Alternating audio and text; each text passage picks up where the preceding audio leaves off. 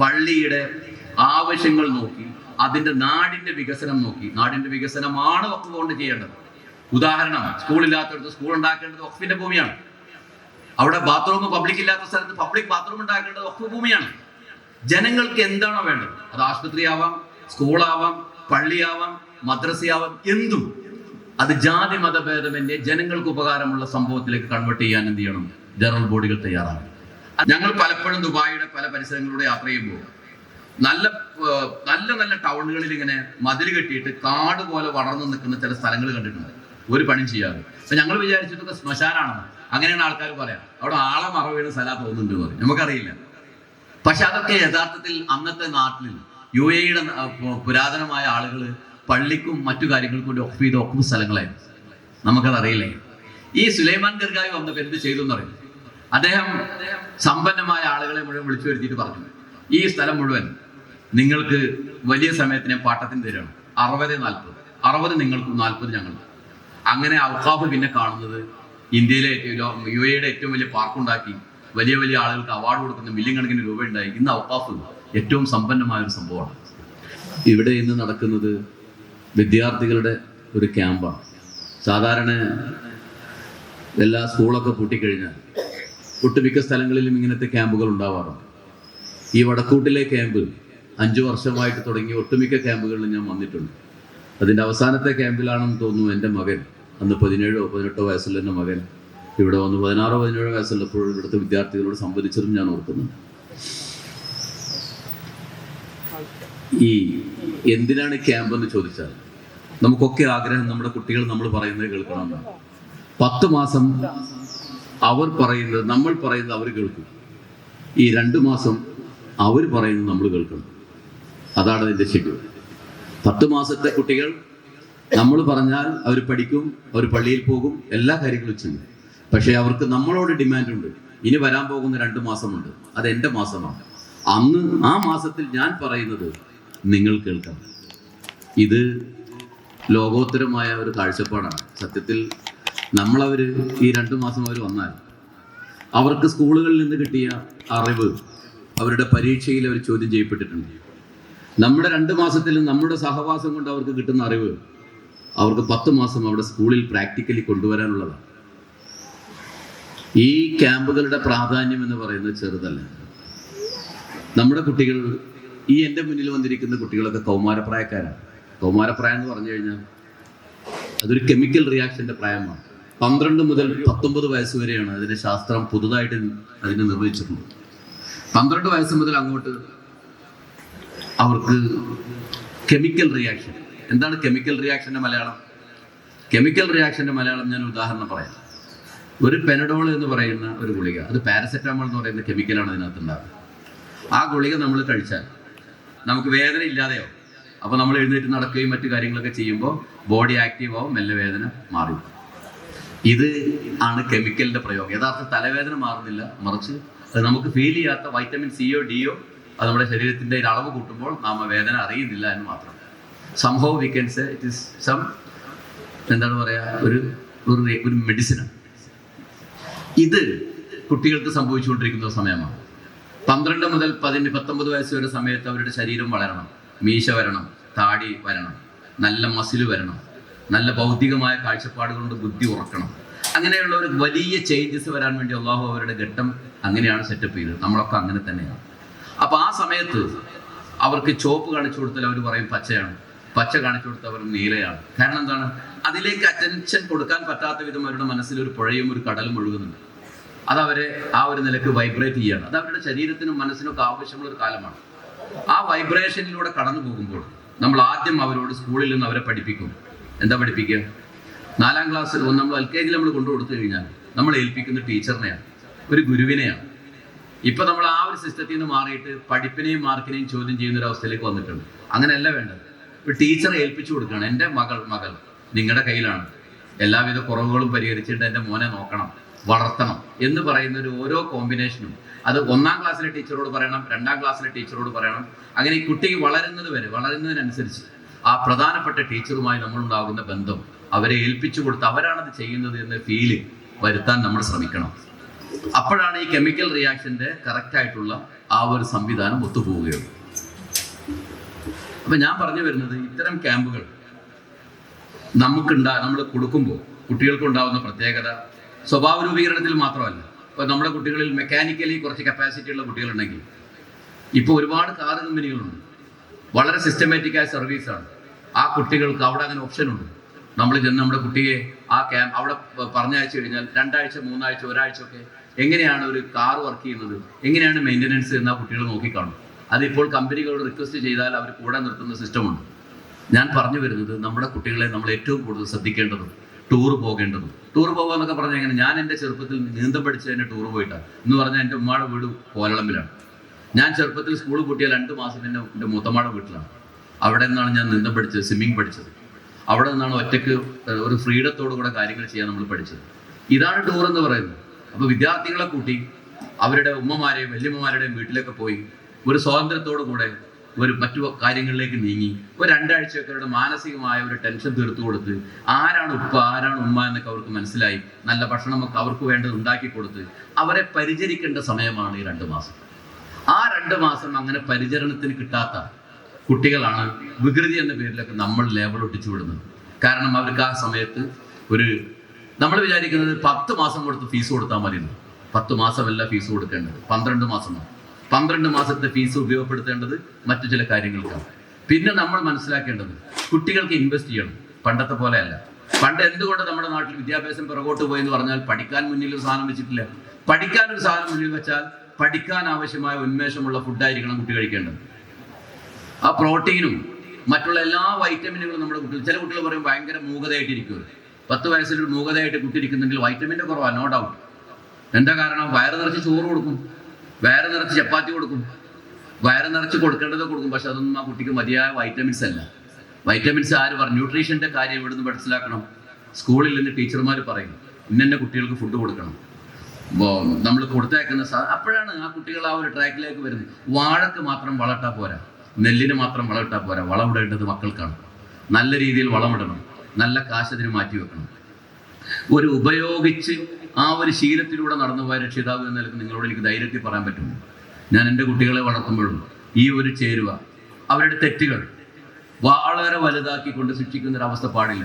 കാരണം അള്ളാഹു നമ്മളോട് ഈമാൻ കാര്യത്തിൽ 6-ാമത്തെ കാര്യം പഠിപ്പിച്ചിരിക്കുന്നത് ഖൈറും ഷർറും അള്ളാഹുവിൽ നിന്ന് വരുന്നു എന്നാണ്. എന്തിനാണ് അള്ളാഹ് അങ്ങനെ പറഞ്ഞത്? അള്ളാഹ് സ്വാതന്ത്ര്യം തന്നുകൊണ്ട്, അള്ളാഹു തആല നന്മയിലേക്ക് മാത്രം നയിക്കുന്ന ചിന്ത തന്നുകൊണ്ട് അവൻ്റെ സ്വാതന്ത്ര്യത്തിന് കൊടുത്തപ്പോൾ മോശം അവൻ ഒറ്റയ്ക്ക് ചെയ്തതാണ്. എന്നിട്ടും അള്ളാഹ് ചേർത്ത് പിടിക്കുകയാണ്. ഖൈറും ഷർറും എന്നിൽ നിന്നുള്ളതാണ്, നീ എന്നോട് തോപ ചെയ്യും, മാപ്പ് ചോദിക്ക്, സാരല്ല. ഇങ്ങനെ ചേർത്ത് പിടിക്കണം. നമ്മൾ ഒരു കുറ്റം കാണുമ്പോഴേക്ക് 1000 കുറ്റങ്ങളിലേക്ക് പോകുന്ന രീതിയിലുള്ള ഒരു പ്രതിപ്രവർത്തനം പാടില്ല ഇന്ന കാലത്ത്. കാരണം എന്താ? കുട്ടികൾ നല്ല പിതാവിൻ്റെ റീല് കാണുന്നുണ്ട്, കുട്ടികൾ ദുഷ്ടന്മാരുടെ റീല് കാണുന്നുണ്ട്. എൻ്റെ പിതാവും ഇതുപോലെയാണ് എന്ന് പറയാൻ കഴിയുന്ന വിധം നമ്മുടെ കുട്ടികൾ നമ്മുടെ ജീവിതത്തിൽ സർട്ടിഫൈ ചെയ്യണം. ഇപ്പം രക്ഷിതാക്കൾ ഗൾഫിലാണ്, എന്തിനാ ഒരു കുഴപ്പമില്ല. ഏറ്റവും കൂടുതൽ കുട്ടികൾ വഴങ്ങുന്നത് വല്യപ്പമാർക്കാണ്. വല്യപ്പമാരാണ് ഇടപെടേണ്ടത്. കുട്ടികളെ വളർത്തിയുണ്ടാക്കുന്നിടത്ത് എൻ്റെയൊക്കെ ചെറുപ്പത്തിൽ എൻ്റെ കൈ പിടിച്ചുകൊണ്ട് ഉപ്പ പുത്തമ്പള്ളിയിലും അതുപോലെ ബഹുമാനപ്പെട്ട കക്കടിപ്പുറം അബൂബക്കർ മുസ്ലിയാർ ജീവിച്ചിരിക്കുന്ന സമയത്തുമൊക്കെ എത്ര പ്രാവശ്യമാണ് എന്നെ കൊണ്ടുപോയത് എനിക്ക് ഓർമ്മയില്ല. ഞാൻ നിങ്ങളോട് പരസ്യമായി ചോദിക്കുന്നു, നിങ്ങളുടെ കുട്ടികളെയും പേരക്കുട്ടികളെയും ഏതെങ്കിലും ഒരു ആത്മീയ കേന്ദ്രത്തിൽ നിങ്ങൾ കൈപിടിച്ചു കൊണ്ടുപോയിട്ടുണ്ടോ? ഏതെങ്കിലും ഒരു കേന്ദ്രത്തിൽ നിങ്ങൾ കൈപിടിച്ചു കൊണ്ടുപോയിട്ടുണ്ടോ? ഇല്ലെങ്കിൽ നിങ്ങളത് ശീലിപ്പിക്കണം. പേരക്കുട്ടികൾക്ക് നിർബന്ധമായിട്ടും അങ്ങനത്തെ ഒരു അവസ്ഥ നമ്മൾ കൊടുക്കണം. ഞാൻ എൻ്റെ വിഷയത്തിലേക്ക് വരാം. ഈ ഒരു രീതിയിലേക്ക് നമ്മൾ മാറണം. നമ്മുടെ മകൻ മാറുന്നില്ലെങ്കിൽ വല്യപ്പ മാറണം. ഇല്ലെങ്കിൽ ഈ കുട്ടികളൊക്കെ വലിയ വലിയ മഹത്തുക്കളാണ്. കാരണം നമ്മുടെയൊക്കെ 3 ഇരട്ടി വിവരം അവർക്കുണ്ടായിട്ടുണ്ട്. ജനറേഷൻ എന്ന് പറയുന്ന ഒരു സാധനം 25 വർഷമാണ്. എനിക്ക് 50 വയസ്സുണ്ട്, 2 ജനറേഷൻ ഞാൻ കണ്ടു കഴിഞ്ഞു. നിങ്ങളിൽ 75 വയസ്സുള്ളവർ 3 ജനറേഷൻ കണ്ടു കഴിഞ്ഞു. ഓരോ ജനറേഷൻ്റെയും ഗ്യാപ്പ് എന്ന് പറയുന്നത് സ്പീഡപ്പായ ലൈഫാണ്. നമ്മൾ പിറകോട്ട് പോയാൽ കുട്ടികൾ 50 സ്പീഡിൽ മുന്നോട്ട് പോകും. നമ്മൾ കുട്ടികളുടെ കൂടെ വളരണം. എങ്ങനെയാണ് കൂടെ വളരേണ്ടത്? അവരുടെ പുതിയ കാലഘട്ടത്തിൽ അവരെ പഠിപ്പിക്കുന്ന രക്ഷിതാക്കളുടെ കൂടെ നിൽക്കണം, അധ്യാപകരുടെ കൂടെ നിൽക്കണം, സമൂഹത്തിലെ ഉന്നതന്മാരായ ആളുകൾ നമ്മുടെ കുട്ടികളെ പറ്റി പറയുന്നത് നമ്മൾ കേൾക്കണം. ഇങ്ങനെയുള്ള ആ ഗ്യാപ്പ് കുറച്ച് കൊണ്ടുവന്ന് 25 വർഷത്തെ ജനറേഷൻ ഗ്യാപ്പിനെ നാം മനസ്സിലാക്കുന്നിടത്ത് അവരുടെ കൂടെ നിൽക്കാൻ നമ്മൾ പഠിക്കണം. അതല്ലാതെ ഒരിക്കലും ഈ കുട്ടികളും പുതിയതല്ല, ഈ കാലവും പുതിയതല്ല. മണ്ടത്തരം പറയരുത്. ഒരു കാലവും പുതിയതല്ല, ഒരു കാലവും മോശവുമല്ല. ലാ തസുബ്ബുദ്ദഹ്റ അന്നമാ അനദ്ദഹ്ർ. ഖുദ്സിയായ ഹദീസാണ്. ലാ തസുബ്ബുദ്ദഹർ, കാലത്തെ നിങ്ങൾ പഴിക്കരുത്. ഇന്നമാ അനദ്ദഹർ, ഞാനാണ് കാലം. അള്ളാഹുവിന്റെ ഡിക്ലറേഷനാണ്. പിന്നെ എങ്ങനെയാണ് നിങ്ങൾ കാലത്തെ പഴിക്കുക?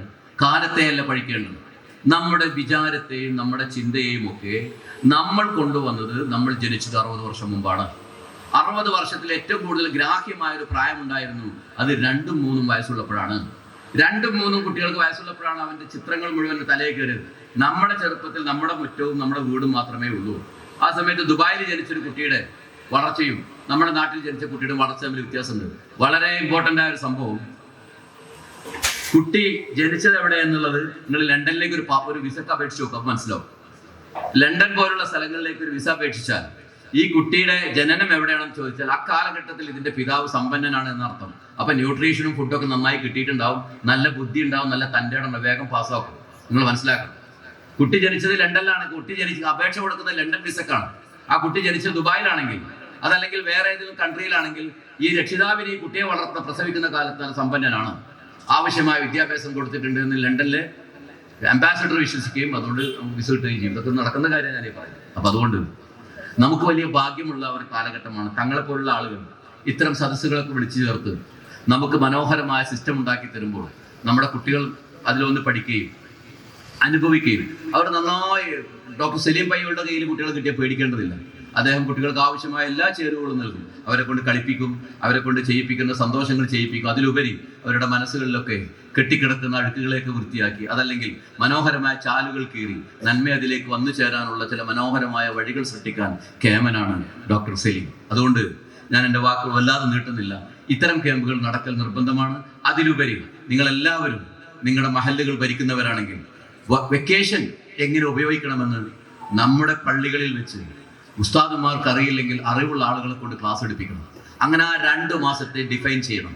10 ദിവസം 15 ദിവസം അവരുടെ ഇൻട്രസ്റ്റ് ഉള്ള ഫീൽഡിൽ അവരെ പഠിക്കാൻ വിടണം. 10-15 ദിവസം അവരുടെ ശരീരത്തിന് ആവശ്യമുള്ള കളികൾ പഠിപ്പിക്കണം. 10-15 ദിവസം അവരുമായി നാട് മുഴുവൻ നമ്മൾ ചുറ്റിയടിക്കണം. 15 ദിവസം അവരുടെ പ്രിപ്പറേഷന് സമയം കൊടുക്കണം. അങ്ങനെ 2 മാസത്തെ കൃത്യമായി ആചരിക്കുകയും ഡൽഹിയും മറ്റു കുറഞ്ഞ സ്ഥലത്തൊക്കെ ആളുകൾ പോകുമ്പോൾ അവരൊക്കെ പറഞ്ഞേക്കണം. ചില കുട്ടികൾക്ക് ആളുകൾക്ക് ധാരണ, എൻ്റെ മോൻ എൻ്റെ കയ്യിൽ നിന്ന് വിട്ട ഏറ്റവും കേടുവരും. ഒരു കുട്ടി പിതാവിൽ നിന്ന് കൈ വിടുന്നതോടുകൂടെ അവൻ ഏറ്റവും കൂടുതൽ അവൻ്റെ കൂടെ നിൽക്കുന്ന ആളെ പറഞ്ഞനുസരിക്കും. അതാണ് നിങ്ങൾ ആദ്യം മനസ്സിലാക്കേണ്ടത്. നിങ്ങൾക്ക് നിങ്ങളുടെ മകനെ കൺട്രോൾ ഉണ്ടാവില്ല, പക്ഷേ ഒരു പുതിയ ആൾക്ക് ഏൽപ്പിച്ചു കൊടുത്താൽ അന്ന് മുതൽ അയാളെ അത് അനുസരിക്കും ആ കുട്ടി. കാരണം അങ്ങനെയാണ് മനുഷ്യന്റെ സിസ്റ്റം, അങ്ങനെയാണ്. അപ്പൊ അതുകൊണ്ട് പേടിക്കാൻ പാടില്ല. പേടി എന്ന് പറയുന്നത് നമുക്ക് നമ്മളെ തന്നെ നശിപ്പിക്കുന്ന ഒരു സംഭവമാണ്. ഞാനൊരിക്കൽ 2ാം ക്ലാസ്സിൽ പഠിക്കുന്ന സമയത്ത്, മർക്കസിൽ ഞാൻ ജോലി ചെയ്യുന്ന സമയത്ത് എൻ്റെ മോനെ ഞാൻ ബസ്സിൽ കയറ്റി വിട്ടു. അന്ന് ഭാര്യ ഗൾഫിലുണ്ട്, ഇവിടെ നാട്ടിലുണ്ട്. ഞാൻ പരീക്ഷിച്ചതാണ്. ഭാര്യ ഭയങ്കര കരച്ചിൽ തുടങ്ങി, എന്ത് പണിയങ്ങളീ കാണിക്കുന്നത്. 2ാം ക്ലാസ്സിൽ പഠിക്കുന്ന ഒരു കുട്ടി, 7 വയസ്സായ ഒരാൾ, എനിക്ക് നല്ല ഉറപ്പാണ് കാലിക്കറ്റ് കോഴിക്കോട്ട് എന്നുള്ളൊരു ബസ് സ്റ്റാൻഡിൽ ഗവൺമെന്റ് ഒരു KSRTC വിട്ടുകൊടുത്താൽ ചങ്ങനങ്ങളും പേര് പറഞ്ഞ് അവിടെ ഇറങ്ങി അവനെ പുലിയൊന്നും പിടിക്കില്ല. എനിക്ക് നല്ല ഉറപ്പാണ്. ഞാനത് ചെയ്തു എന്ന് മാത്രമല്ല, എൻ്റെ മകൻ, ഞാൻ ഒരു ഇതിനു വേണ്ടി പറയല്ല, LP ലവ്ലി പ്രൊഫഷണൽ യൂണിവേഴ്സിറ്റിയിൽ പഞ്ചാബി പഠിക്കുമ്പോൾ ഫുഡ് ഉണ്ടാക്കാനും ലീഡർഷിപ്പിലൊക്കെ മുന്നിൽ നിന്നത് ഞാൻ മനഃപൂർവ്വം അവനെ ആ നിലക്ക് പേടി മാറ്റി വിട്ടത് കൊണ്ടാണ്. അപ്പം അതുകൊണ്ട് 12-13 വയസ്സാകുമ്പോഴേക്ക് പേടി കൂട്ടിപ്പിടിച്ച് ഏറ്റവും കൂടുതൽ വഷളാവുന്ന 16-17 പിന്നെ രാത്രി വീട്ടിലേക്ക് വരാത്ത അവസ്ഥയിലേക്ക് കുട്ടികൾ വളരുന്നത് ഇതുകൊണ്ടാണ്. അതുകൊണ്ട് മറ്റുള്ളവരെ വിശ്വസിക്കണം. വിശ്വാസം എന്ന് പറയുന്നത് ചെറുതല്ല, വിശ്വാസം ട്രസ്റ്റാണ്. അതുകൊണ്ട് കുട്ടികളുടെ വെക്കേഷനെ കവർന്നെടുക്കാതെ വെക്കേഷനെ കൃത്യമായ ഒരു കാലഘട്ടമായി കൺവെർട്ട് ചെയ്ത് ഇനി വരുന്ന കാലഘട്ടങ്ങളിലൊക്കെ ഇത് ചെയ്തു കൊടുക്കണമെന്നാണ് എനിക്ക് നിങ്ങളോട് പറയാനുള്ളത്. മറ്റൊന്ന് മഹല്ല് ഭാരവാഹികളാണെന്ന് പറഞ്ഞപ്പോൾ എനിക്കൊരു കാര്യം കൂടെ പറയാൻ വലിയൊരു ആഗ്രഹം. ഇപ്പോൾ വഖഫിന്റെ കാലമാണ്, വഖഫിന്റെ ചർച്ച വരുന്നൊരു കാലമാണ്. ഈ മഹല്ലുകളിലൊക്കെ ഇപ്പം എന്തുകൊണ്ട് വടക്കൂട്ട് മഹല്ലിൽ മാത്രം ഇങ്ങനെ ഒന്ന് നടന്നു എന്ന് പറഞ്ഞാൽ അതിനനുസരിച്ചുള്ള ഒരു മഹല്ല് ഭാരവാഹികളുടെ സപ്പോർട്ടാണ് ഇത്തരം ഒരു കാര്യത്തിനുണ്ടായത്.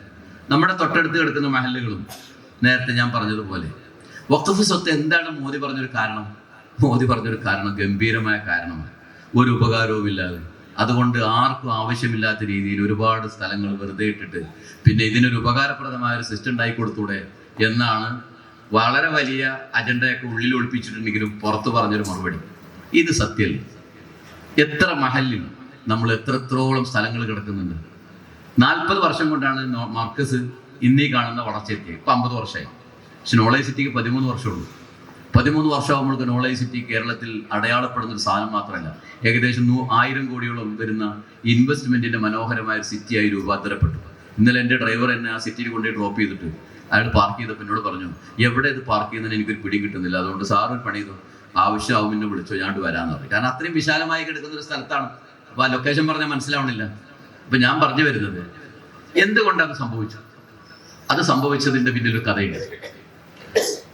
മർക്കസിന്റെ 2009 സെപ്റ്റംബറിലാണ് ഞാൻ ജോയിൻ ചെയ്തത്. സെപ്റ്റംബർ, ഒക്ടോബർ, നവംബർ, ഡിസംബർ 4 മാസത്തെ ജനറൽ ബോഡിയിലും ഉസ്താദിന്റെ ആശയം പാസ്സായില്ല. എന്താ ആശയം? PPP model. സ്ഥലം നമ്മുടെ, ഇൻവെസ്റ്റ്മെന്റ് വേറെ ആണ്.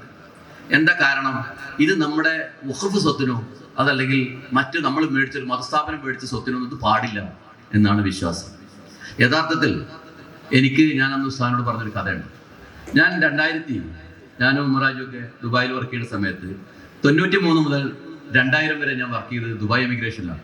അവിടുത്തെ സിസ്റ്റം ഇൻചാർജ് ആയിട്ടാണ് ഞാൻ വർക്ക് ചെയ്തത്. ആ സമയത്ത് ഞാൻ കണ്ട ഷെയ്ഖ് ഉമൈന്റെ ഏറ്റവും മനോഹരമായ ഒരു കൃത്യം എന്ന് പറയുന്നത്, അദ്ദേഹം അക്കാലഘട്ടത്തിൽ ഒരുപാട് ഗവൺമെന്റ് പബ്ലിക് സ്ഥാപനങ്ങൾക്ക് സിഇഒമാരെ വെച്ചു. അങ്ങനെ വെച്ച കൂട്ടത്തിൽ സുലൈമാൻ ഗർഗാവി എന്ന് പറയുന്ന ഒരു ചെറുപ്പക്കാരനായ ബ്രിട്ടീഷ് എഡ്യൂക്കേറ്റഡ് ആയ ഒരാൾ അന്നത്തെ ഔക്കാഫിനും വെച്ചു. ഔക്കാഫിന്റെ അന്ന് ഈസ എന്ന് പറയുന്ന ഒരു മഹാസാധുവായ സൂഫിയായിരുന്നു അതിന്റെ അന്നത്തെ നേതാവ്. അദ്ദേഹം ഒരു സ്വാത്വികനായ ഒരു പാവ മനുഷ്യനാണ്. അദ്ദേഹത്തിന് അത്ര വലിയതൊന്നുമില്ല. അദ്ദേഹം കുറെ കിതാബുകളൊക്കെ ആയിട്ട് സാധാരണ എല്ലാ നാട്ടിലെ ഔക്കാഫ് പോലെ പ്രവർത്തിക്കുന്ന ഒരാളാണ്. സിഇഒ വന്നപ്പോൾ, സിഇഒ എന്ന് പറഞ്ഞാൽ എന്താണ്? Chief executive officer. സ്വന്തമായി ഐഡിയ നടപ്പിലാക്കാൻ കഴിയുന്ന ആളുകൾക്ക് മാത്രമേ അങ്ങനത്തെ ഒരു പോസ്റ്റ് കൊടുക്കൂ. മുതലാളിയുടെ ആഗ്രഹം പറയും, എങ്ങനെ ചെയ്യണമെന്ന് ആര് തീരുമാനിക്കും? സിഇഒ തീരുമാനിക്കും. കാരണം അത്ര കഴിവുള്ള ആളുകളെ അങ്ങനെ ഒരു പോസ്റ്റിൽ വെക്കാൻ പറ്റും. ഏതായാലും ഈ സുലൈമാൻ കർവായി ആണെന്ന് തോന്നുന്നു അദ്ദേഹത്തെ ഔക്കാഫിൽ വെച്ചപ്പോൾ, ഞങ്ങൾ പലപ്പോഴും ദുബായിയുടെ പല പരിസരങ്ങളിലൂടെ യാത്ര ചെയ്യുമ്പോൾ നല്ല നല്ല ടൗണുകളിൽ ഇങ്ങനെ മതിൽ കെട്ടിയിട്ട് കാട് പോലെ വളർന്നു നിൽക്കുന്ന ചില സ്ഥലങ്ങൾ കണ്ടിട്ടുണ്ട്, ഒരു പണിയും ചെയ്യാതെ. അപ്പൊ ഞങ്ങൾ വിചാരിച്ചിട്ടൊക്കെ ശ്മശാനാണെന്ന്. അങ്ങനെയാണ് ആൾക്കാർ പറയാം, അവിടെ ആളെ മറ വീണ സ്ഥലം തോന്നുന്നുണ്ട് എന്ന് പറയും. നമുക്കറിയില്ല. പക്ഷെ അതൊക്കെ യഥാർത്ഥത്തിൽ അന്നത്തെ നാട്ടിൽ UAE-യുടെ പുരാതനമായ ആളുകൾ പള്ളിക്കും മറ്റു കാര്യങ്ങൾക്കും വേണ്ടി ഒഫ് ചെയ്ത ഒപ്പ് സ്ഥലങ്ങളായിരുന്നു. നമുക്കതറിയില്ലേ. ഈ സുലൈമാൻ ഗർഗാവി വന്നപ്പോൾ എന്ത് ചെയ്തു എന്നറിയില്ല. അദ്ദേഹം സമ്പന്നമായ ആളുകളെ മുഴുവൻ വിളിച്ചു വരുത്തിയിട്ട് പറഞ്ഞു, ഈ സ്ഥലം മുഴുവൻ നിങ്ങൾക്ക് വലിയ സമയത്തിന് പാട്ടത്തിന് തരണം. 60-40, 60 നിങ്ങൾക്കും 40 ഞങ്ങൾക്കും. അങ്ങനെ ഔക്കാഫ് പിന്നെ കാണുന്നത് ഇന്ത്യയിലെ UAE-യുടെ ഏറ്റവും വലിയ പാർക്കുണ്ടാക്കി വലിയ വലിയ ആളുകൾക്ക് അവാർഡ് കൊടുക്കുന്ന മില്യൺ കണക്കിന് രൂപ ഉണ്ടായി. ഇന്ന് ഔക്കാഫ് ഏറ്റവും സമ്പന്നമായ ഒരു സംഭവമാണ്. ഈ കഥയാണ് ഞാൻ ബഹുമാനപ്പെട്ട മർക്കസിന്റെ കമ്മിറ്റിയുടെ മുന്നിൽ അവതരിപ്പിച്ചത്.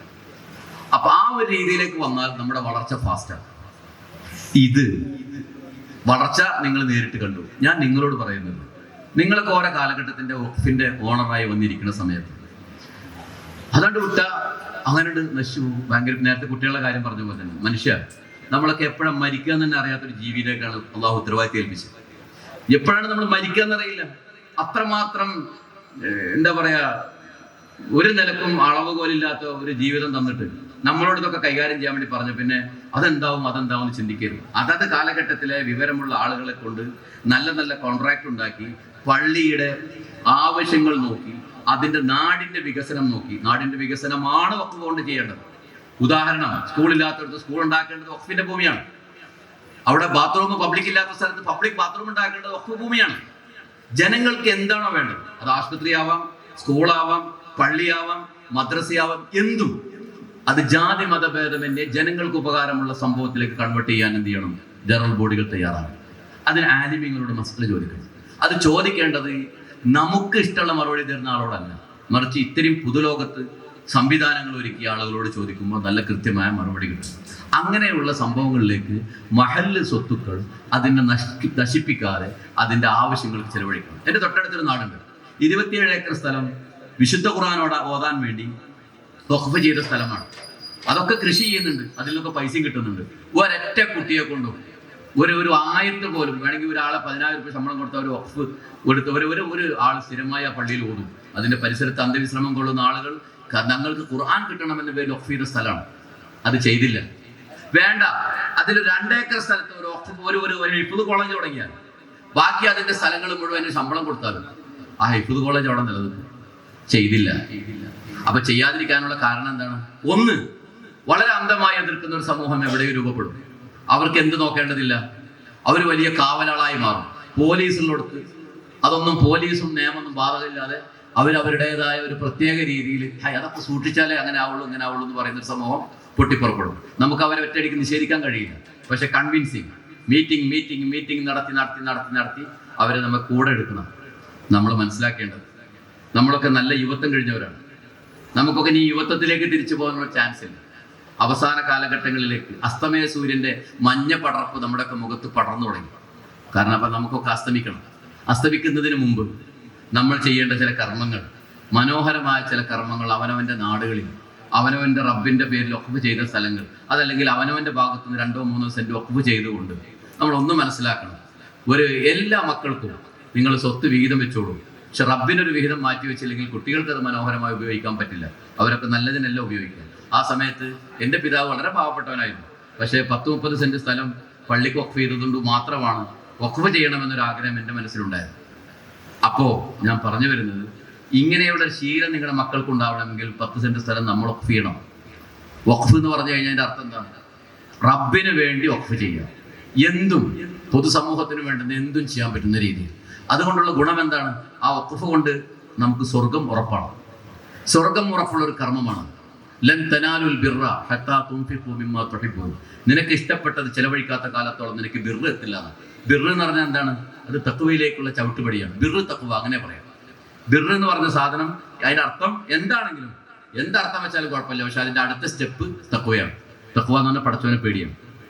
അപ്പം ഞാൻ പറഞ്ഞു വരുന്നത്, ഈ വഖഫ് സ്വത്തുക്കളിൽ നിങ്ങൾ ഗംഭീരമായി ഇടപെടുകയും നല്ല പ്രമേയങ്ങൾ പാസ്സാക്കി നിങ്ങൾക്ക് ശേഷം വരുന്ന ഇബ്രാഹിം നബിയുടെ പ്രാർത്ഥന, വജഅൽനി ലിസാന സിദ്ഖിൻ ഫിൽ ആഖിരീൻ, എനിക്ക് ശേഷം വരുന്നവർ എന്നെപ്പറ്റി നല്ലത് പറയണം എന്ന് ഇബ്രാഹിം നബിയുടെ പ്രാർത്ഥന നമ്മളെല്ലാ ഉസ്താദുമാരും പ്രാർത്ഥിക്കാറുണ്ട്. അതിൽ നമ്മൾ മെമ്പർഷിപ്പ് എടുക്കണം എന്നാണ് എനിക്ക് പറയാനുള്ളത്. കാരണം അതുകൊണ്ട് മാത്രമാണ് നമുക്ക് മരിച്ചു പോയാലും നമ്മുടെ കർമ്മങ്ങളുടെ ഫലം നമ്മെ തേടിയെത്തുന്നത്. സൂറത്ത് യാസീൻ വളരെ വിലപ്പെട്ട ഒരു സൂറത്താണ്. അതിൽ തന്നെ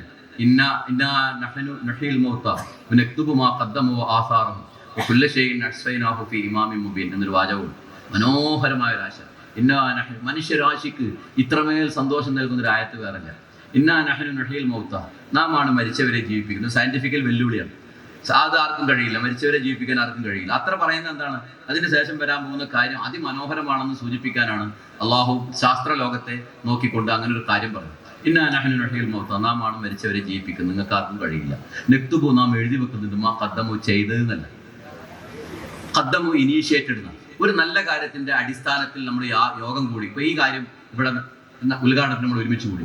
ഇവിടെ 50ഓളം വരുന്ന കുട്ടികളുടെ ജീവിതത്തിൽ ഈ ക്യാമ്പ് കൊണ്ട് എന്തെങ്കിലും ഒരു ഗുണമുണ്ടായാൽ അത് നമ്മുടെ ജീവിതത്തിലേക്ക് വരുമെന്ന് പറഞ്ഞാൽ വിശ്വസിക്കാൻ കഴിയില്ല നമുക്ക്. ഈ ആയത്തിന്റെ അവസാനം വരുമ്പോൾ വിശ്വസിച്ചേ പറ്റൂ. നക്തുബു, നാം എഴുതി വെക്കുന്നത് മാ ഖദ്ദമു, ചെയ്തതെന്നല്ല, ഇനീഷ്യേറ്റഡ്. യൂസുഫ് അലി സാഹിബ് അതിന് അർത്ഥം കൊടുത്തത്, ഖുർആൻ പരിഭാഷകനായ യൂസുഫ് അലി കൊടുത്തത് അതിനർത്ഥം ഇനീഷ്യേറ്റഡ്. എന്തൊക്കെ ഇനീഷ്യേഷൻ എന്ന് പറഞ്ഞാൽ പള്ളി ഉണ്ടാക്കാൻ വേണ്ടി നമ്മൾ കിടന്ന യോഗത്തിൽ ഒപ്പിട്ടാൽ ഇനീഷ്യേഷനായി. ഒരു നല്ല കാര്യം ചെയ്യുന്ന ഒരു യോഗത്തിൽ ഒരു അജണ്ടയിൽ നമ്മൾ ഒപ്പിട്ടാൽ മതി.